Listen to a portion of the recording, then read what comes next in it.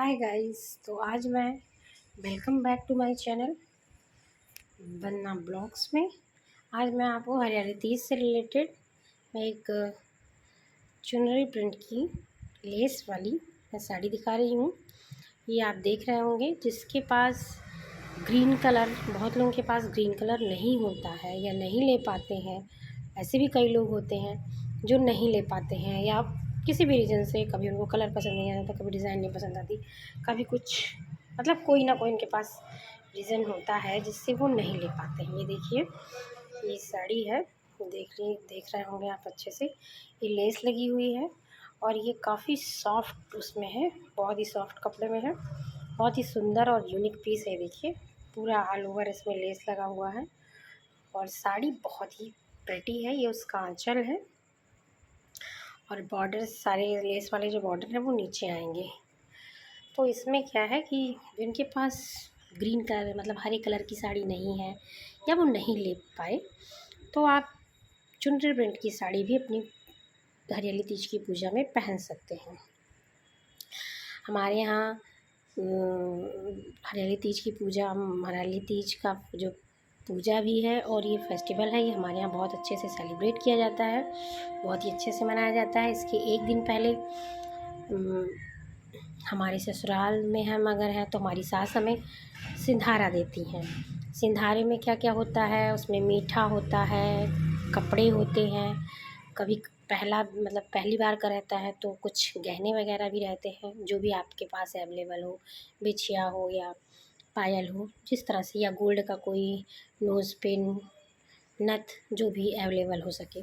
तो सास अपनी बहुओं को, बेटियों को सिंधारा देती हैं। अगर हम ससुराल में हैं तो सास देती हैं, और अगर हम मायके में हैं तो मायके से आता है, मतलब मायके में हैं तो ससुराल से जाता है, ससुराल से सिंधारा जाता है। और अगर ससुराल में है तो ये सिंधारा जो है हमें हमारी सास ही देती हैं, और मायके में है तो फिर मायके से में मिलता है। वैसे तो ये देखिए सास देती हैं, और इसमें कपड़े, गहने, मतलब श्रृंगार का सारा सामान, मेहंदी, चूड़ी, और सास उस दिन बहू को कुछ ना कुछ खिलाती हैं। मायके में है तो ससुराल से जाता है, और मायके में भी माँ देती है अपनी बेटियों को। और इस तरह से एक दिन पहले सिंधारा में फिर हम मेहंदी लगाते हैं। अच्छे अच्छे हमारे यहाँ डिशेस, पकवान बनते हैं, उससे हम खाते हैं।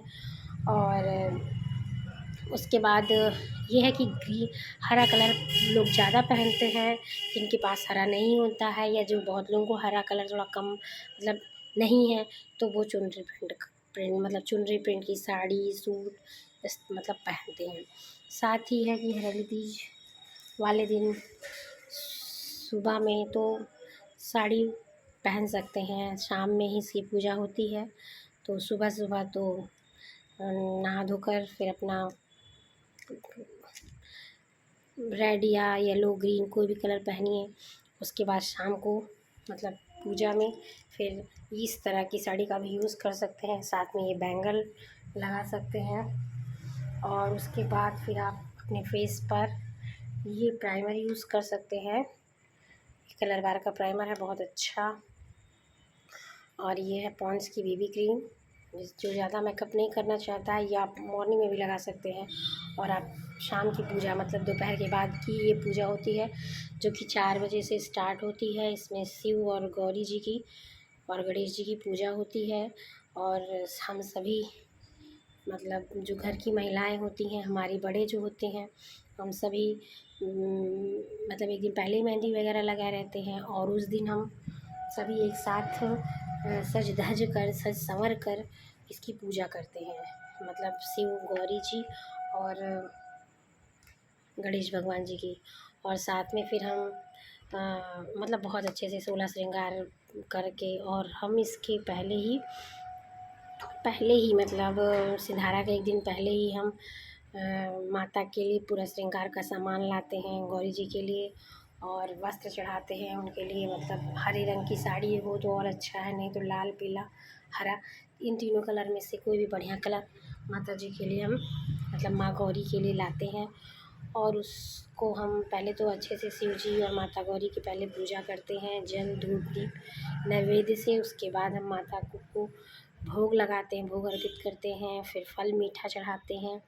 उसके बाद हम माता को श्रृंगार की एक एक करके श्रृंगार की वस्तुएं चढ़ाते हैं, सामान चढ़ाते हैं। फिर हरियाली तीज की कथा कहते हैं और उसके बाद में फिर हम आरती करते हैं और फिर हम माँ से आशीर्वाद लेते हैं।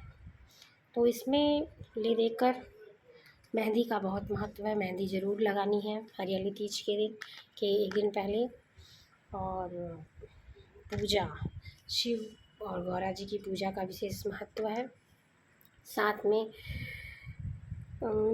हमें पूरा दिन मतलब हम तो पूरा दिन व्रत, हमारे यहाँ ऐसा होता है कि पूरा दिन व्रत करते हैं और शाम की पूजा के बाद हम व्रत को खोल सकते हैं। तो खोलने मतलब व्रत को जब हम पारण मतलब व्रत को खोलने के लिए मीठे से खोलते हैं और हम फलाहार ही करते हैं। तो इस तरह से ये व्रत फिर पूर्ण होता है। दूसरे दिन सुबह हम फिर व्रत का पारण करते हैं। तो पूरे दिन तो निराजल व्रत करते हैं, निर्जला व्रत करते हैं हरियाली तीज का।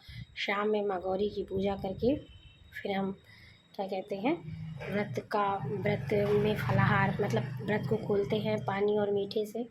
उसके बाद फिर हम फलाहार लेकर, इसमें नमक नहीं खाया जाता, मतलब हम नहीं खाते हैं। और शिव गौरी जी की पूजा में नमक तो नहीं खाते हैं। और दूसरे दिन सुबह ही हम इस व्रत को फिर नहा धोकर ही खोलते हैं।